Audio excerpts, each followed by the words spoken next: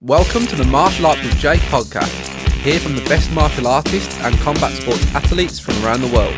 Don't forget to like and subscribe, and I hope you enjoy today's episode. Yes, guys, and welcome to another episode of the Martial Arts with Jake podcast. Today, I'm beyond honoured to be joined by Mauricio Gomez. How are you, sir? I'm very well. And you? I'm very good, thank you. First of all, Dad says he still has nightmares today of your neon belly. Oh no! I bet not. I bet not. It's just, they try to put it like worse than it is, but let's put it this way: it's a very well placed weight on top of somebody, and when it's done properly, yeah, it can give you nightmares. I'm sure he still does. So where did your martial arts journey begin? Ooh. Back to the very start. It's when it started with my father, really. My dad was an affectionate for Jiu Jitsu. He loved it.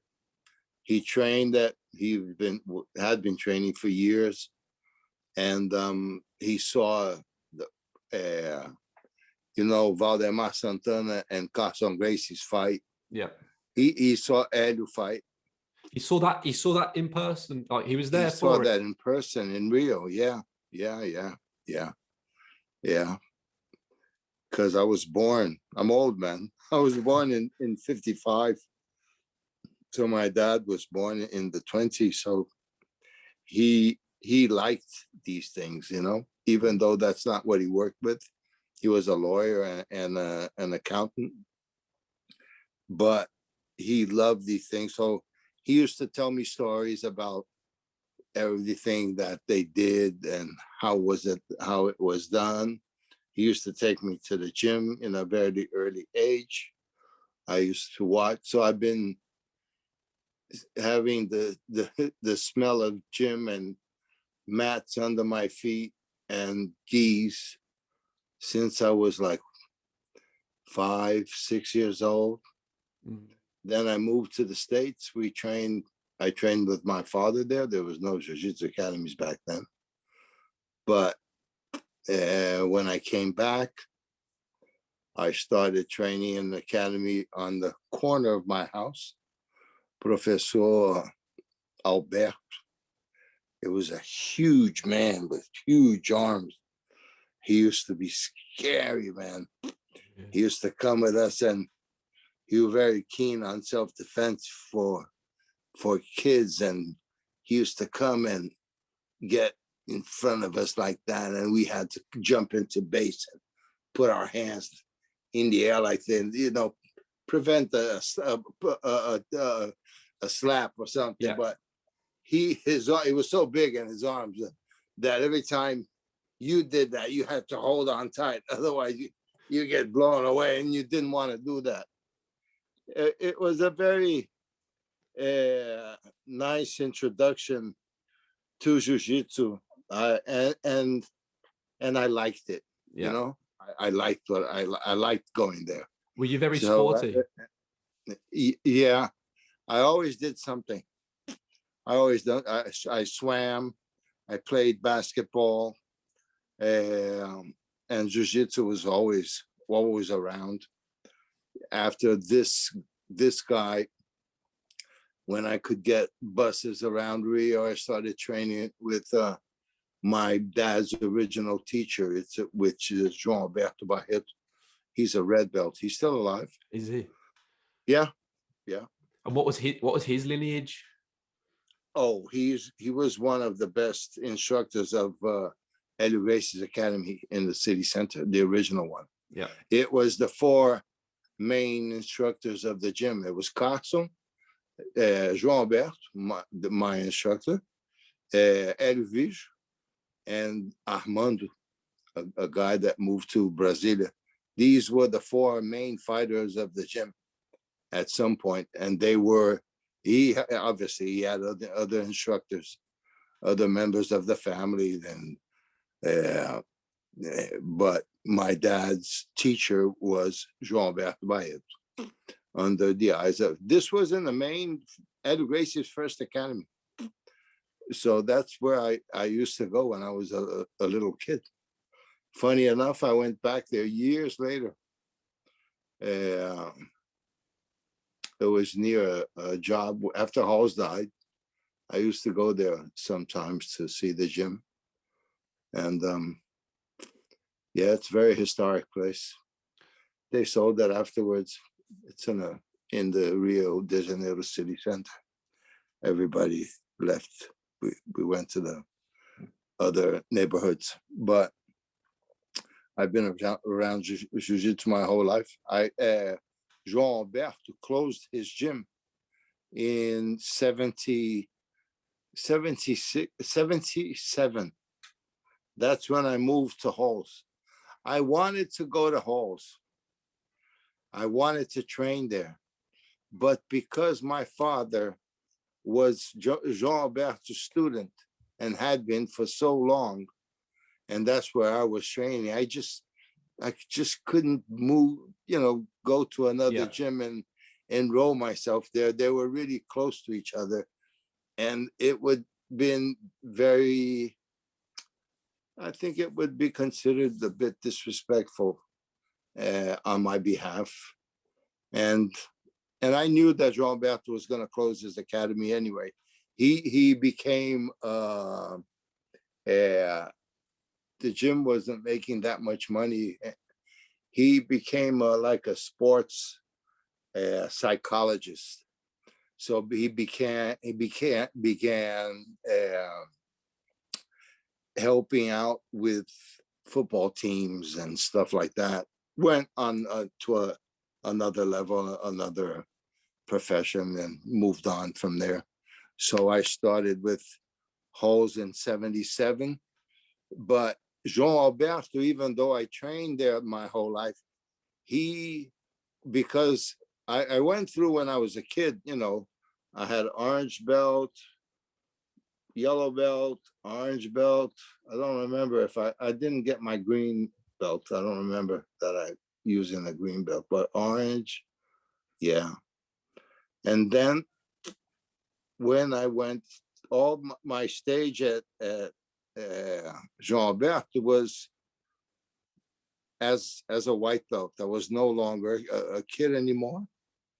And I was using a white belt, but I trained a lot there. So when I got to Halls, I had a lot of knowledge already. So he put me to train with 4 or 5 of his main guys, and I did really well. Yeah. So I started there on the Friday. On the Monday, he said, listen, because we didn't do belt gradings. Yeah. That you can go to the shop, buy your blue belt, then you can start wearing it tomorrow. Oh man, that's really cool. Are you sure? Yeah. And by the way, you're fighting Saturday. This next Saturday. Yeah. Next Saturday you're fighting. So I bought my blue belt. I fought 3 days in the gym as a blue belt. And on Saturday, I was state champion in weight and absolute as a blue belt already. And that was cool. Was that the Rio State Championship, was it? Yes, it was. And was that a really prestige competition as well within the area? Yes, it was, because we didn't have that many competitions back then. So a state championship was usually done or at the end of the year. It was once a year. And it was a big thing. We had other competitions throughout the year, but it was like the Worlds, because even though there were probably, we didn't know much back then because there was not much publicity, and there were probably other gyms in some other states. I know São Paulo had, because the Gracies, Hélio had 2 brothers that ended up in São Paulo. And Yeah, it was we didn't have like Brazilian championships. I think each state hold their own. Halls promoted a competition once between Rio and Sao Paulo. We went there. We went there on a bus, 37 of us. We brought back 36 gold medals. Only one guy didn't medal, an American guy that was training with it. Scott Conboy. I still remember his name. Did he walk back? Was he allowed on the bus? Eh? Was he allowed on the bus back, or did he have to walk home? He was, but poor guy, man. He was so upset that it didn't really matter. We all won, nobody would take the mick out of him just because he was, the bad luck of that day or whatever it was. I don't remember what exactly was, but I do remember that he was the only one that didn't medal. And poor guy, man. He felt really sorry, sad for himself, I think he felt like he disappointed all of us. He actually didn't. Just going there and fight is okay. And what were those early competitions like? How many kind of fights were there and rule sets, etc.? Or no rules? Not that many. No. You were lucky if you had like that day. I had only one fight, and I was a brown belt, and I fought a black belt, and he lost in 35 seconds. He made a huge mistake. He was a strong guy. He made a huge mistake. He kept pushing me with his right arm forward too much. And I had a thing that I used to do with putting my foot on his knee or hip, one of them, and passing the other leg over the head real quick. So it was a straight arm bar, taking the person down to the floor. And it works really, really well with people like that are hesitant or too strong and keeping their right arm here, like trying to push you. Oh man, I pulled them down, passed the leg over the head. The arm was straight. He was so upset because he spent like half an hour warming up. He didn't want to shake my hand. He was really upset. But other than that, we didn't have much. That's why he started putting us to fight wrestling and Greco-Roman, not because he wanted to prove anything to these fights that, Jiu Jitsu is good. He wanted actually put us to learn other techniques and experience fighting in other modalities, so we could actually add to our game, add to our jiu-jitsu. It was not that, we're going to learn wrestling and turn into a wrestling team. No, it was the experience of going there and fighting another modality, even though to get us more out there, let's fight on the jiu-jitsu. Oh, by the way, the jiu-jitsu championship that we're going to have next month was canceled. There was a problem with the federation, and instead of May, it's only going to be in August. So I said, boy, we have nothing till then. All right, so he started searching, I think, these other things to motivate all of us, into fighting and competing. And I think it's very important for the especially when they're young, to have goals, Oh, let's get ready for this. Oh, now we're going to get ready for that. So it keeps us motivated. Okay, let's train. Yeah. Let's run. Let's go for a run today. Let's work out tomorrow. And things like that. And that went on my whole life. And then I had the period after he died that I stopped. I didn't stop training, but I kind of stopped with my jiu-jitsu life for a while because it was too overwhelming. We were going to everything was set for, I was going to work for him in the new gym. He prepared me as an instructor and all that. And he died.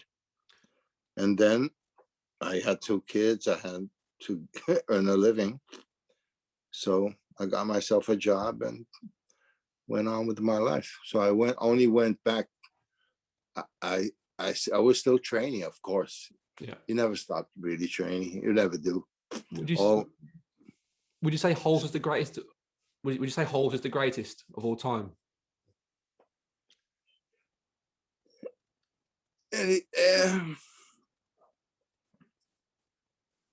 You know, it's very difficult for you to say, oh, somebody is the greatest of all time. Yeah. You know, that there was, if you look at athletes talking, there was, that's very, very simple, 2 guys, Muhammad Ali and Tyson. Yeah. Right? 2 eras. There was the Muhammad Ali era that he would have won or lost, or he won 3 world titles. Nah? And then came Tyson with that powerhouse doing that, all of that in his time, years later. So Muhammad Ali, when he was alive and well, yes, he was the greatest of all time. Yeah. And then came others along the way. Yeah. And they were the greatest in their time. So now looking back, for many, many years, Holmes is the best. He's still, in my opinion, he was a person that, I don't know if it's the same word in English, innovador, innovator. Do you have that innovator? word in yeah, English? yeah. Innovator, yeah. Yeah. Sometimes I translate, it comes out really weird. Has nothing to do with the word in English that I want to say, but innovador, innovator. Yes, yes. I think he was the first that put us out there. Obviously, there was the beginning of it all. Hélio, Carson, to start off Jiu Jitsu, to kick off.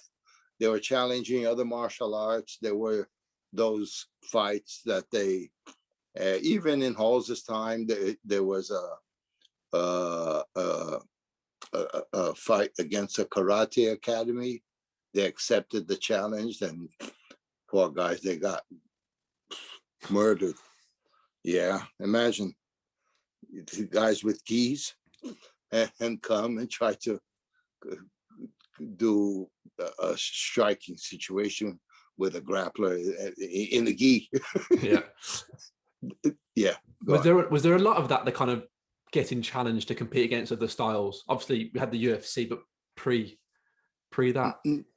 No, after Hélio and his brothers did all that beginning job, there what might have been after that, because Vale Tudos or MMA fights were forbidden in Brazil for a while. Nobody wanted to see them because they were there was a time where these fights would be on TV every night, and the level of the fights were really bad.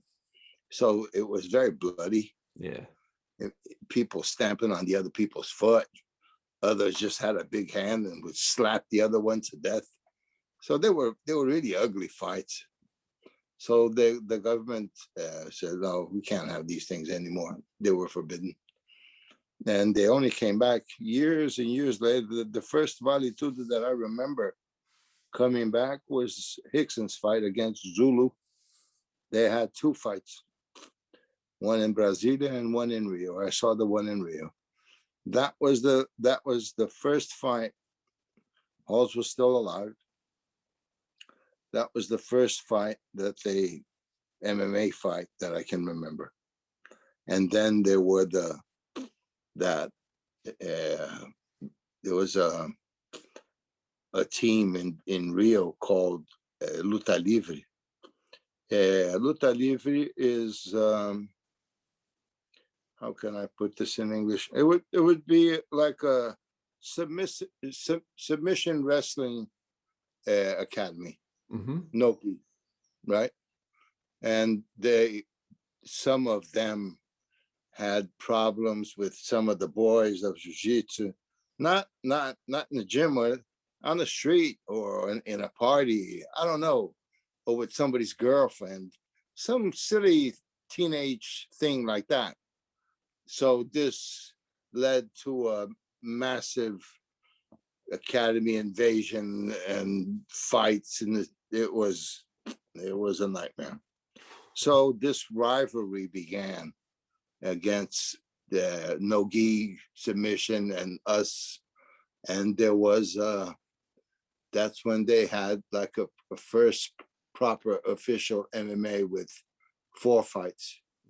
Jiu-Jitsu won the first, no, lost the first. Jiu-Jitsu won the second. There was a draw in the third, and Jiu-Jitsu won the fourth. Then other fights started coming up. Valide just started fighting, and it took off from there. This was already in the 80s. Yeah, late 80s. And then came the UFC, came in the 90s, right? Yeah. Yeah, that's it. Because then Harden was already living in LA, and Hoyce was teaching with him, was helping him out. So he came up with the UFC thing, which was nothing different than what his dad did in Rio. He did it in America, obviously, in a big way. And then they invented that octagon thing, because in the old days there was all these boxing rings, that then came that cage, 1 goes in, 2 go in, only 1 comes out. And it was the same thing. The challenges were against tough guys from other martial arts, but they had absolutely no knowledge whatsoever of grappling, submission grappling, or anything like that. I'm not saying that in any way that those fights were easy. Those guys that Royce fought were massively strong. Yeah. And boy, they were fighters, man. They were fighters from other martial arts. So what you saw was a thin kid, fighting those guys and winning. And he won what, 2 or 3 UFCs, right? I think it was 3, and then the 4th one, he had that fight with Fram Shamrock, if I'm not mistaken. That was kind of it. And I think what they wanted to show was exactly that, because he had Hickson at the time, that he could put Hickson to fight those guys. But no, the idea I think that he wanted was exactly the same idea that his father was, and then Carson was, a slim guy, a thin, not that gigantic person going in and smashing, to prove the technique would eventually win, even though the guy was a lot lighter than the other. And it proved this point, and here we are. Everybody in the whole world now wants to learn jiu-jitsu. That's why the academy is so big. It's the fastest growing martial art in the whole world. And you've got a massive part to play with it, because you helped spread the word. Was it Tokyo you went to first? Yes. I had an invite from Rolls Gracie Jr. There was a guy there opening a gym, and he needed an instructor that had good English and knew how to teach something. So I went and I planted the seed there. Obviously, they already had jiu-jitsu in different styles, but like officially and it was the first Gracie Academy of Japan. I think it's the only one. Yeah. It's not, at least it was Gracie in the first year or so. Then it changed names because he changed affiliations. But it was Gracie Japan. We were the first to teach Gracie Jiu Jitsu or Brazilian Jiu Jitsu back to the Japanese. And that was a very unique opportunity. Mm-hmm. It was very, very interesting. And because of that, I ended up coming to the UK. Yes. And here I am 23 years later. Did they take to it really quick in Japan as well? Was it suddenly boom? Was it like an explosion of people coming to train? Jake, in 2 months, I had 280 students. 280. Yeah. Takes some people years. Less than 2 months. That's insane. There was so many people that we had to do. Man, I worked that first 3 months. I worked from Sunday to Sunday. We had lessons from early morning till night, from Sunday to Sunday, just like we have here in London. Yeah. We hardly close. We have lessons all day long from 7 in the morning till 8 o'clock at night, plus Saturday, plus Sunday till 1, 2 o'clock in the afternoon. Constant jiu-jitsu. And it's busy. Yeah. Busy. And the classes in Tokyo, Matt, the Sunday classes, whew, you could hardly move on the mat. They're packed. Was Pride around then as well? Was that kind of the reason? It was when Pride started. Yeah. I saw Prides 1, 2, 3, and 4. Yeah. Was Henzo on them first Prides and Hickson? Yeah. That's why I got involved with that, because Henzo called me one day and said, I was teaching, and the guy said, there's a phone call for you.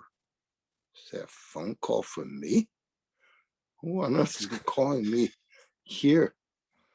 I said, it can't be. There must be something wrong. No. It's a guy called Henzo. I said, what?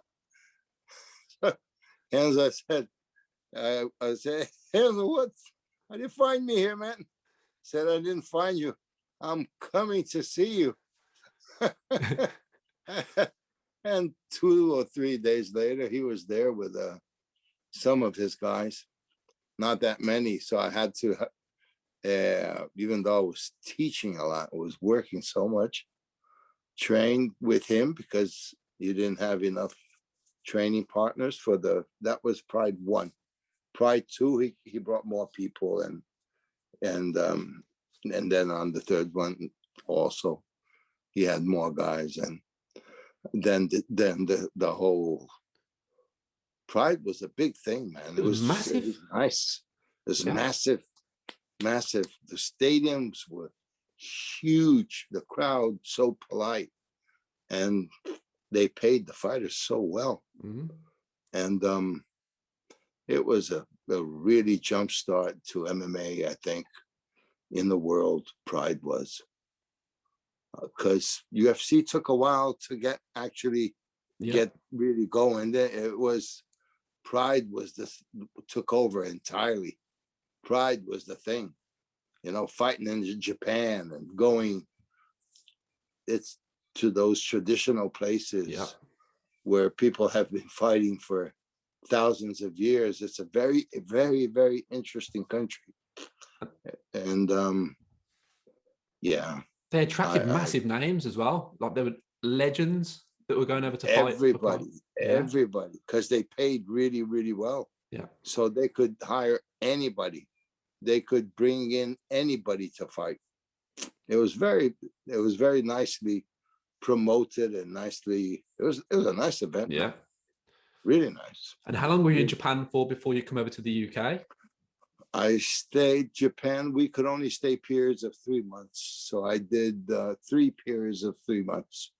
Yeah. And then I got really, after a while you get tired of certain things. And it's very, very frustrating to live in the country where you don't speak the language. Yeah. It's awful. I feel when I see guys from my country here that can't speak English and struggle, and I remember my times there where you can't even order food, or there was no internet back then. Yeah. You received emails, but that was it. Oh, you got mail, that was it. It was the dialing internet, and there was nothing. So I couldn't watch TV. I couldn't listen to a radio, couldn't read a newspaper or a magazine, couldn't talk to anybody hardly, unless I had foreign friends. And the academy wasn't in a place where the foreigners would be. Yeah. It was a very, very Japanese neighborhood. So it was just frustrating me. And the interpreter, and you have the sense that he's not telling everything that I said. Yeah. And giving about a quarter. Yeah. I used to talk, say, explain it. Did you get that? Yeah. Then he would say like half a dozen words, and you look at him and say, did you say everything? Was that everything? And yeah. So what am I gonna do? Yeah. Argue with I don't know how to speak the language. I don't know what he's saying. So in the end, that became extremely frustrating. And I had a guy that had I knew a guy that had a friend that had a gym here. Well, not here in Birmingham. Yeah, that's where I am now. You see, it's nice sunny sky. Yeah. Grey as always. Yeah. Sunny Birmingham. Funny, Braulio just sent me a video yesterday of how the cities, what they did to the city center, the library, and oh man, it's beautiful now. Yeah. There's trams and everything. It's really nice. My God, it really changed. I need to visit when this is. I told Braulio I would go there and spend the day with him. He would take me out. We would go for a lunch, and I would like to go see the flat where my little boy was born, and he stayed a long time in the hospital there. And it's something I wanted to see again. I haven't seen. But Birmingham changed a lot. The bull ring was, man, we had to, because the gym was in the custard factory. Yeah. So the buses went to the city center, and we had to walk from the city center down the bull ring onto the custard factory.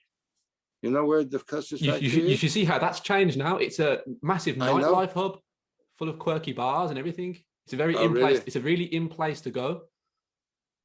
The custard factory. It's really in. It's all fancy bars. Everything now. It's completely changed.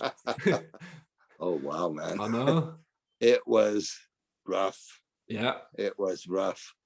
The night sessions, we always watch out when you're coming in. Watch out when you're coming in, because there was a lot of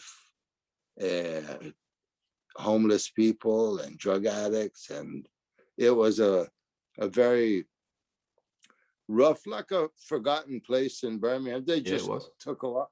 But I saw it when they redid it, maybe the first time. It turned into like an open shopping mall, with shops and some offices as well. It looked entirely different. I couldn't recognize it, but I didn't walk to the custard factory. I just, from there, I had to go. I would like to see how it is. I will. It's completely different. Let this thing get better. Yeah. Nobody can go anywhere. And what was the takeoff like in Birmingham when you first come? Because you said you had 280 within the first 2 months in Tokyo. What was it like in Birmingham at the start? Polar opposite. In 2 months, I may have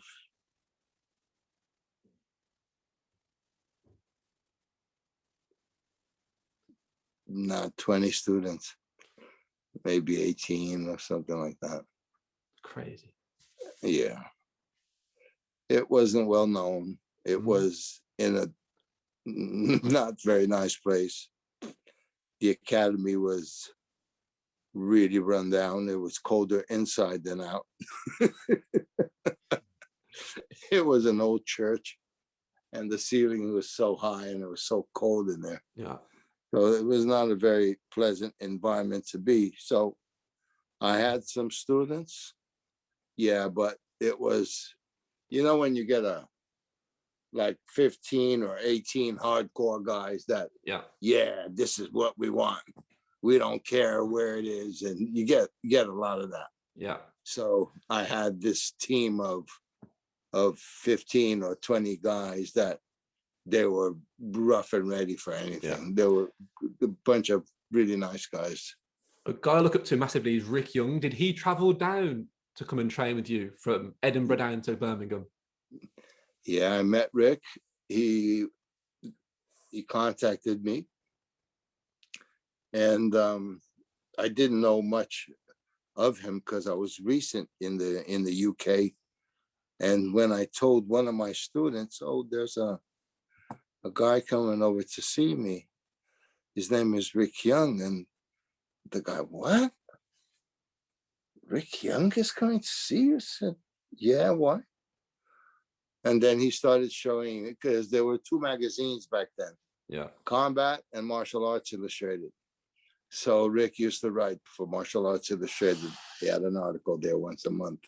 So, and then I found out who actually Rick was. And oh my God, he was still a postman back then. Yeah, he was. Same as my dad my dad was a postman as well. So my dad looked up to Rick Young massively. Yeah. I said, Rick. And then our friendship started. I started going to Edinburgh. That same year, this was my first seminar at Rick's. I saw a picture the other day because it came in this, it was in November. It was in 1999.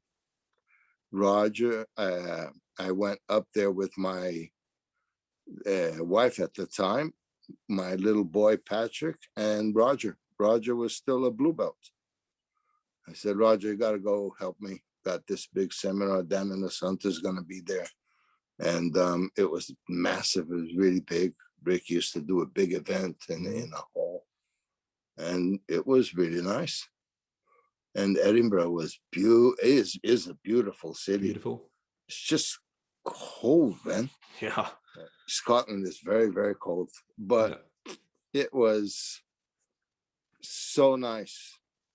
And I've been friends with Rick ever since. We're still friends to this day. We speak all the time. He goes to Brazil a lot. He's gonna marry. He's even gonna marry a Brazilian woman. Yeah. That he met. He's very happy. And Rick is a dear friend, and he's one of those guys that you can truly say, if you ever meet a martial artist, Rick is a true martial artist. In all disciplines. In all, through and through, in his way of being, in his everything. Yeah. And I have the utmost respect for Rick, and a friendship that goes on for more than 23 years now. Yeah. When did the move from Birmingham to London happen? The fact, Birmingham, I was working so much, and I wasn't making money at all, really at all. And it got to a point where it was me, my wife, and my kid. And we had no support from anyone. I was making friends already with some of the guys in the gym, but we just couldn't make a living. So I went back to Brazil to reorganize my life and say, okay, is that what I really want? At the same time, I had an offer of a friend of mine that's still my friend today, John. He said, Mauricio, would you like to come to and work in London? I said, well, I went to Birmingham. It didn't work out. Now I'm going to throw myself again to London. What if it doesn't work out again? Okay, let's give it a try. So I went to London I arrived in Birmingham in 98. Stayed there till 2000. Yeah. And then in the end of that year, I went to London and started working there in the end of 2000. Not in this gym, but in a friend of mine's gym. And then the gym that I was hired to work in opened in May. So I was working there, and I was working in like 3 places. Was all over the place, making ends meet and just trying really hard, doing seminars up north. And I managed to build a steady gym, but still, now it was in London. It was very difficult to make a living. Yeah. And at the same time, Roger was coming up. How old was Roger? That he was in 2001. Roger was 20 years old. So he was already winning championships. Yeah. He won the worlds as blue, as purple. And then he did that wonderful fight against Jacare in the absolute brown belt. Yeah. And then said, Porra, Roger. And then it came from him. Said, let me take over London. And Brawley came with him. Yeah. So Brawley went to Birmingham and kept what I had going there. Obviously, he developed into what it is today and is still there. And Roger started winning championships. And a friend of mine at the time, in 2003, he said, Mauricio, I'm building a gym for you. Here it is. The gym's going to be ready. I said, Steve, give it to Roger, and I'll keep coming and help. But I can't stay. My wedding was by a thread at that time. And it's a lot easier for a bunch of guys, Roger and 2-3 other guys like it was. Yeah. We're going to live in a flat. We're going to split the flat by 4 guys. So it's less money. They don't have a kid to feed, a wife to feed, the rent is cheap. And that went on. His friends came over to help with the gym, and they developed the gym from there. And it is what it is till this day. And like we said, Roger was like having the massive fights with Jacare and all them. What was you a massive part of his training camps for those, or was he always training with you, or did he train with the other people as well? No, back then in 2000, and for those two fights specifically, he was training at Gracie Barra. I was there. Yeah. I was with him every day, but the only thing that I could do was give advice, not train him anymore. That was past the point of training Roger. He didn't need that. He had Gracie Barra back then, the original, went what started as the original. I left Brazil with the Gracie Barra name for Japan, and then I was Gracie Barra UK, and Roger competed for Gracie Barra his whole life. His whole life, yeah.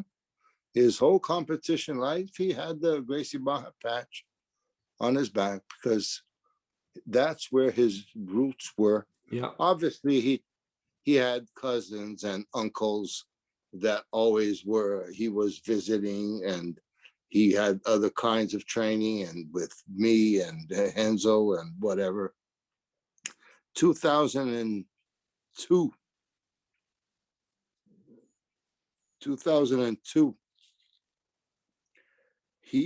after he won that, the brown belt division, he got his black belt in 2003. Yeah, he started going to New York a lot On the to train at Henzo no Gi.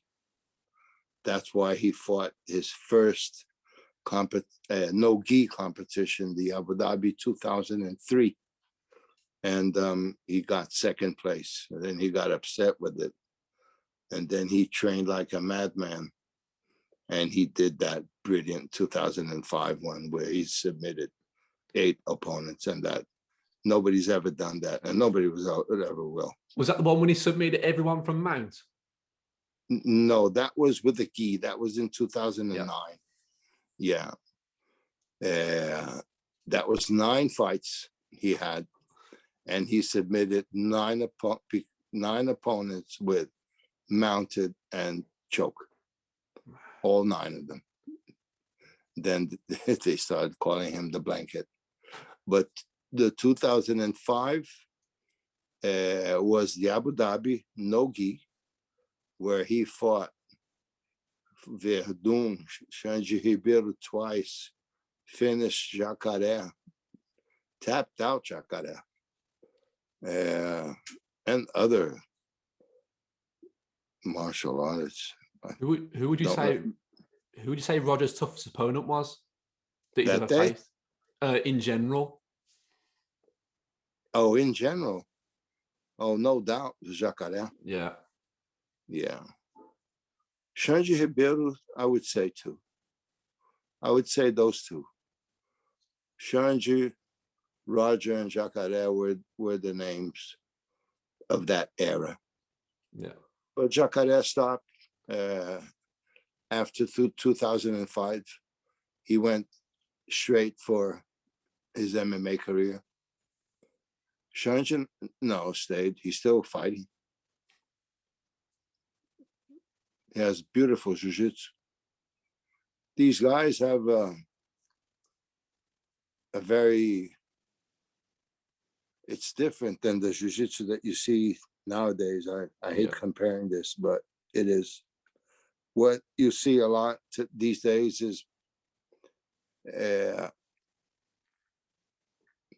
people stalling. Yeah. You know, they find ways of stopping the fight. They don't want to, they're so afraid of losing a position that they don't know. I don't know what happens in their mind. Maybe they think they won't be able to get out. That it became, oh, pass the lapel here. I can hold him longer, take him longer to pass my guard. But there's a jiu-jitsu that doesn't develop, doesn't flow, and it becomes ugly. Yeah. And it loses the entire focus and objective of a fight, which is to go for the finish. Always. Yeah. You have to go for the finish. Roger was always going for the finish as well. Yeah. That's what you do in a fight, isn't it? Yeah. You want to fight all day? No. I want to finish the opponent. Have a rest. I want to go again. Okay, let's go again. But you know, that endless fighting, no. Fight, like everything in life, has a beginning, middle, and end. Anyway, that's just me. I think, yeah, I used to like watching Roger compete. I miss those competitions. I really do. What would you say his best fight was? Oh, there was too many of them. Yeah. I can't. It's very difficult to pick one. I can pick a couple, and I would say that the absolute brown belt fight with Jacare was amazing, amazing. And he had the other fights, 2004 with Tereré. Even the one that Jacare broke his arm. Yeah. Was nice, and other fights that he had with other guys that you think it's going to be. Roger doesn't give any space, and yeah, the guy comes out of the fight thinking, God, what on earth happened? the Buchecha fight, within about a minute of it being on the ground, minute and a half, it was over. Man, the Buchecha fight was unbelievable, man. A guy that's supposed to be that is the current champion, winning everything in every competition. He's 20 kilos heavier than Roger, 10 years younger, and goes into that fight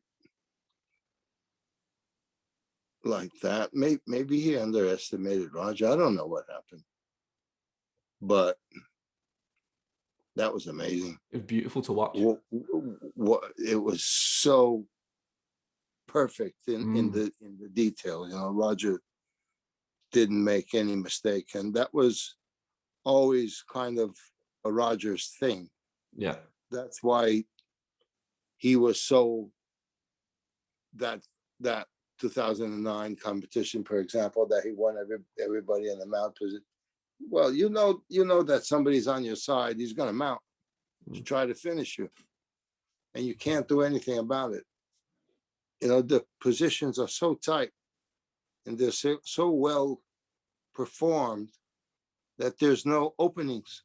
Yeah, you just can't remove him. There's no mistake in the position that you can explore. Oh, there's a little opening here, I'm going to explore that. And no, he didn't allow the guy to do his major thing, which is that single leg takedown. So that was neutralized. After that being neutralized, Roger pulled guard, kept hold of his arm, so he got swept, landed face down, and that was it. Yeah. Make the huge mistake that Roger was almost on his back. Instead of staying there and trying to deal with this, no, he tried to stand up.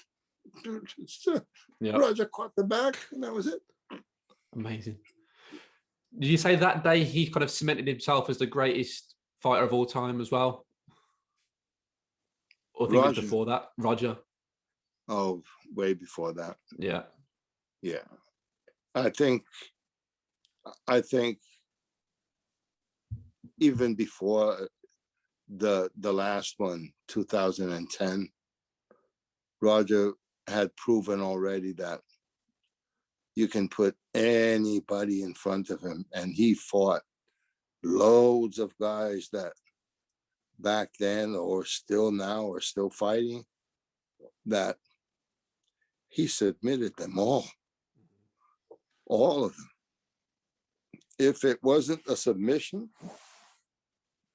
it was a massive win. Like the guys didn't do anything.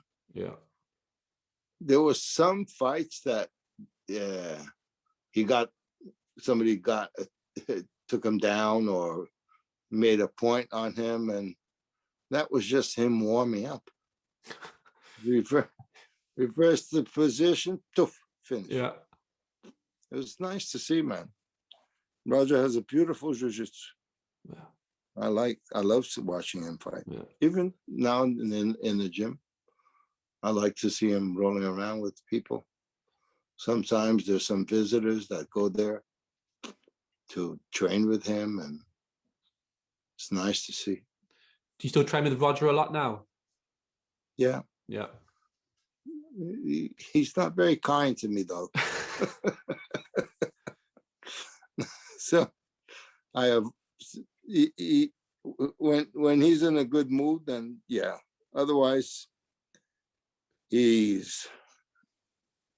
can't do anything. He knows my game so well that he stops everything that I want to do and then keeps making fun of me and then reverses me, and then becomes that father and son thing. Oh, this is payback for what you used to do to me when I was a teenager, and now I can't breathe because he's on top of my plexus or whatever, and I'm trying to push him, and you want to tap, you want to tap it, and then you don't want to tap because he's making fun of you, and that thing becomes it's real fun. Yeah, we have a lot of fun in the gym. When was the first time you kind of saw him and you stepped back and you said, wow, like, he's amazing?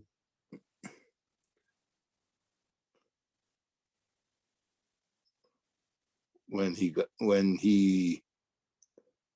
think when he was a good level purple belt, it was already horrible to train with. Horrible. And that was it. Yeah. After that, nope. Making your life difficult as well. With somebody else. Yeah. Not you. And I was, what he needed is people to train with, hardcore people, not older guys like me. Yeah. We just help with adjustments. That's all. Yeah. Did you ever think, like looking back now, that jiu-jitsu would become this global phenomenon that it is now? No way. No. There was a time I knew it was going to grow because you could see the interest in the interest is there. Yeah. Still is. People go to jiu-jitsu gyms and they want to have a go. Yeah. And if you have a nice gym, with welcoming people, and because you when you open a gym, you can't expect, like me 25 years ago opening a gym, and everybody that came through the door either wanted to beat me up or they were from other martial arts, and they come in and, I'm a black belt in this and that. I'm interested in the groundwork, whatever. It was different. Yeah. Jiu-jitsu made like an evolution. It became what it was in the beginning, like after Eddie Gracie and his brothers did the beginning introduction to the world of what it was and how the simplicity of jiu-jitsu, and it's good for any age and anybody to do. So when you open your gym, you want to have that mentality in your mind. A kid can come to the gym and feel comfortable. A woman, an older man, anyone.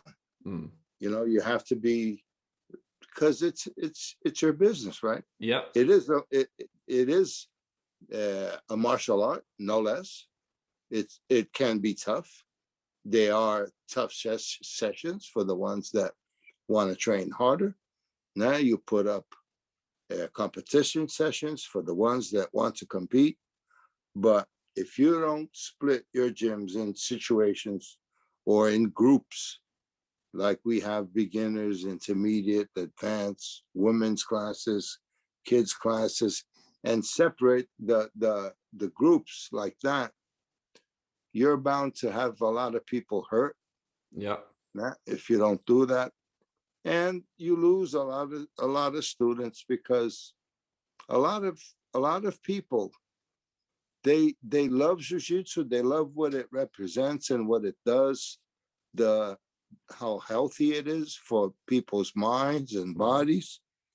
But truth of the matter is that you don't want to go to the gym and having to go to work the next day with your face full of gi burns and bruises and all that, you know? Yeah. You want to feel well, you want to, and build that inside you. And that's done gradually. Nobody can't make somebody tough. You don't make somebody tough. Obviously, there are a lot of tough guys around. They've come from other sports or whatever, and they have their place in the gym. Obviously, they do. Yeah. But your gym has to have place for Everyone. Accommodate everybody, right? Yeah. You even see a lot of celebrities taking up jiu-jitsu now as well. They do. A lot. They do. Yeah. It's good. And jiu-jitsu is good for everyone. Yeah. Everybody. That sensation that you have when you learn a technique and I managed to do that today. It worked really well. It's so satisfying, your first submission, first time you get it. I sometimes I got an arm today. It's like, good for you, man. Yeah. Right on your head, make a little note on your belt. Yeah. I got an arm today. Or you learn the chokes and submissions and mounts and or you've been training with a really hard training partner, and all of a sudden you could get away with a lot more things. That. Yeah. Oh, I learned more today. Oh, I'm going to use that tomorrow against him. That thing that goes on in the gyms. Oh man, and for your mind, that you meet so many different people. And the good thing about our academies, any jiu-jitsu academy in the world, is that it's an equalizer to anybody that's in the gym. Yeah. Now, once you're in the gym, it's you and your gi. Yeah. The rap guard. Doesn't matter how much you have in the bank or who you are. Religion. Nobody cares. Yeah. That doesn't come into consideration. Yeah. Oh, I'm no, you're not, man. You're a white belt, or you're a blue belt. Come on, kneel down, let's go. Did you get the jiu-jitsu bug straight? Did you get the bug for jiu-jitsu straight away? Yeah. Yeah. Straight away. Yeah. So I was saying to my friend on the phone this morning, I was saying before we'd stress, if I had a week off of vacation, I'd be stressing, thinking he's going to learn something this week that he's going to catch me with next week. And now because of this COVID, it's been the longest time off. And I'm saying that the addiction for it straight away, you constantly want to be on the mat 7 days a week. Yeah. In 9 days' time, it's been a year since we closed our gym. 10th of March, 2020. Terrible. 9 days. Today is the 1st of March. My God, man. Yeah. It's very, very sad. Yeah. Absolutely. Very sad.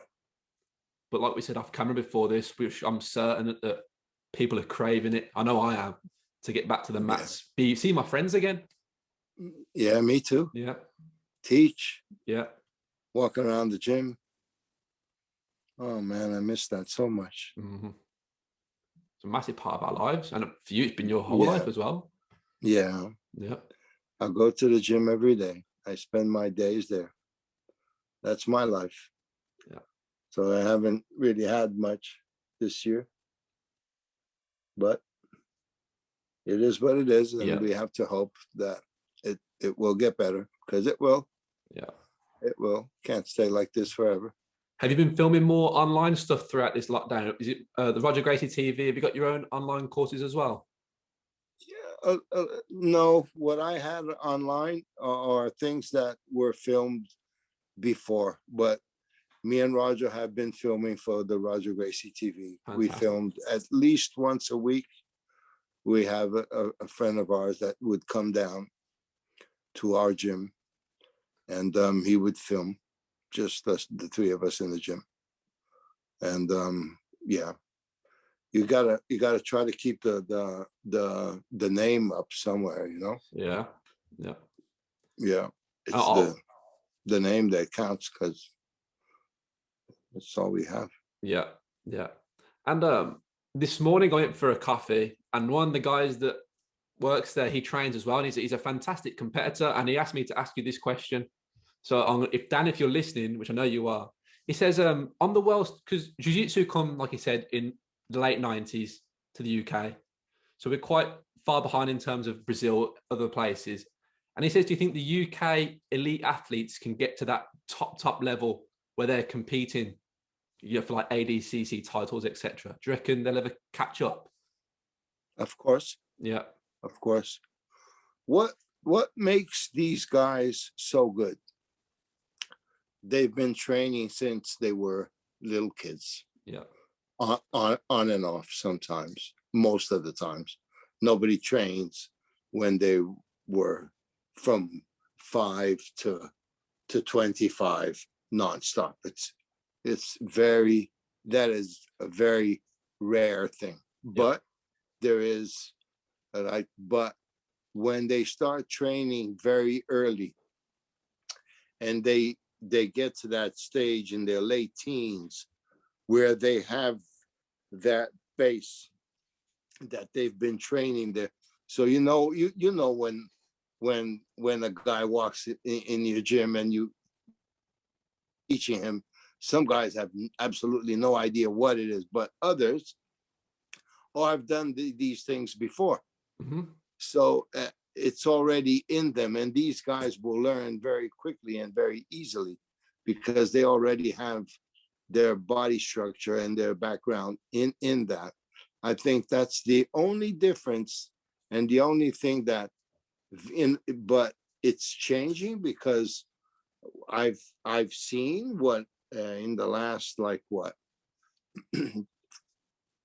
not 10 years, but 5, 6, 7 years, the amount of kids. Have you been to a kids competition in this country? Yeah. My God, man, it's huge. Mm. Huge. We have in our gym alone, not anymore, but we used to have 300 kids, 300 or more kids, and they were only neighborhood kids. So that's the future of the jiu-jitsu and grappling. Yeah, it's when they start in that age and they go on into their teens, and they're very well into their teens. These guys are the ones that are going to be the future champions. Yeah. In my opinion, it's very, you can be talented or what have you, but it's very, very difficult to teach an adult, a formed adult already. Yeah. It's like he doesn't have how to get those years back. He can be really good in about 3, 4, 5 years. So that if he started a little bit later, that he's going to be in 25 or close to his 30s, and these guys have started way back. Yeah. And I think that's what's changing in the UK. They're starting earlier and earlier, and that's because all of this is a process that takes generations to get where it's at. Right? And I think Britain had just a little bit late start, but it's there already. Yeah. You know, you see, I see some teenagers fighting these days that they're amazing. If they keep on going like that, they're going to be amazing fighters. Yeah. And that's what happened in America. It was easier, I think, for America because all the Brazilians went there first. Yeah. It's closer to Brazil. It's easier to get visas, and they just went up there like crazy. They were all up there. No, not that many wanted to come as far north. Yeah, And it's too cold. and get this cold 24 hours a day, 365 days a year, Yeah. and maybe 1 week of summer in the middle of all that. How many of the famous five are still teaching jiu-jitsu? Well, the famous five is really six. Okay. Yeah, we're six. I don't know why they always called us the famous five, but it's six of us. Three are still teaching. Me, Masu Macajon, that has Academy Gracie Sports, Macaja BJJ in Connecticut, and Jacaré, which is the head of the Alliance team. Mm-hmm. He's kind of retired now. He moved to California, and I don't know if he's teaching that much. He still has his gym in Atlanta, so I reckon he's still doing some teaching. Masu is still doing his teaching. I'm in the gym every day. The other three, not so much. No, they work. One died, had cancer, and the other two, one's I don't know what they're doing. One was a university teacher. I heard he was training somewhere, but just training. And the other one, Talarico, as well. He trains. I heard he still trains, but not teaching, no. Only the three of us. Yeah. Yeah. Do you still talk a lot as well? What was the relationship like with the six of you back then? Oh, we were a team. After Halls died, only us three stayed close, because we still were training Jiu Jitsu, and Jacaré had the Alliance team. I started training at the time with one of his first black belts called Alexandre Paiva. He opened up a gym a block away from my house. So I trained with him for years. And then Henzo opened his gym. Oh, Henzo was before. Henzo opened the gym, but he moved on to New York. So, yeah, that was it. And then I started training with Alexandre Paiva near my house. Yeah, that was it. Henzo moved to New York. A shame. But he likes it there. Yeah. He's there too. And I finished my interviews on this same question for everyone so far. If you had to start again, what advice would you give to a 16-year-old Mauricio Gomez? Train harder. Train harder. And don't. Train harder and don't stop. A lot of it happens, but it happens for different reasons. You know, you can't blame a guy that wants to train really hard, and then comes that thing about, oh, I want to train really hard, but I don't have the means. Yeah. You know what I mean? I would love to just train, but you can't. You have to go to work. Yeah. You got to pay your bills, unless you have a sponsor that sponsors you. No, I'll sponsor you, and you can train as much as you want. Don't think about money.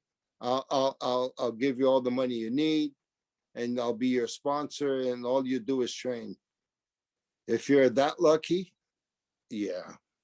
If not, you got to do what you can do with what you have, and train and keep on doing the best you can. Listen to advice. Advice is always good. Sometimes we take it for granted, but yeah. And man, keep fit, because injuries will come, and whenever they come, address them, because they'll haunt you later on in life. Yeah, they will. Thank you so much for your time, Mauricio Gomez. No, Thank you for pleasure, coming on. I man. really appreciate it. I hope I could answer the questions the way you wanted. More than. Thank you very much.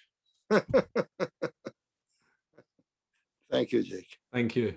I hope you enjoyed today's episode. Don't forget to hit the follow button. And if you're watching on YouTube, don't forget to like, subscribe, and hit the notifications button so you don't miss out on my latest episode. And for more martial arts content, follow me on Instagram, Facebook, and TikTok. Just follow @martialartswithjake.